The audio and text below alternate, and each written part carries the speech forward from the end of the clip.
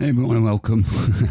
Proof that the politicians have no clue, or are just plain evil. Also proof that the internet cannot be tamed. Now, as you're aware, the new online safety bill that the Uni Party has pushed through, with no mandate I might add, is already starting to show its true colours. Silencing criticism, restricting access to content and news, and restricting the ability to talk to each other. And now they want a top secret super duper task force of coppers to hunt down anyone that says a bad word about the destruction of our cities, towns and villages, or if they have an issue with crime rates from immigrant backgrounds. Gestapo, Stasi, anyone? What do you mean? No. That makes you an extremist. Knock, knock, knock. Police, crash. And I do believe that we have rotten politics, and I'm not using that as an exaggeration. And the cheeky swine in charge at the moment said we have, what was it again? You discussed the importance of free speech today. Well, free speech is very important. I don't know if you're referring to any place in particular. Perhaps they are, but we've had free speech for a very, very long time here, so we're very proud about that. Well, what's your advice on the small boat? Yeah, the lying piece of goat turd.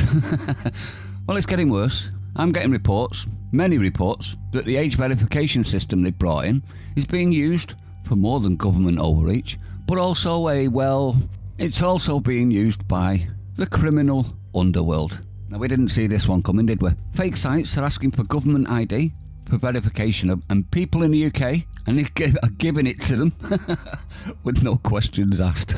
Yes, you heard that right.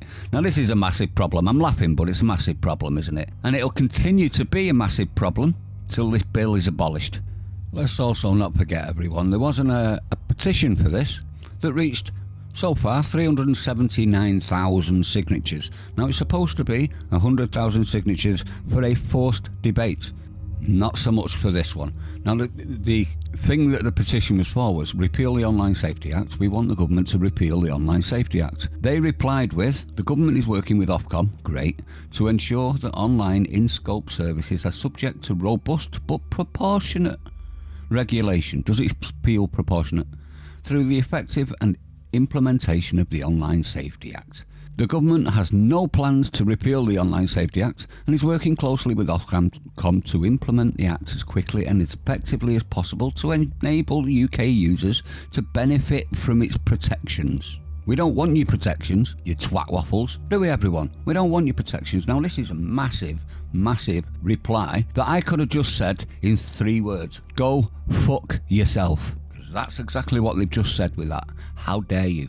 How effing dare you? Now, this is going to backfire big time, but we'll see. Now, what's to stop anyone, from putting up bogus sites and then collecting thousands of IDs? Now, we already know information is a very profitable business, and we're handing it to them on a silver platter.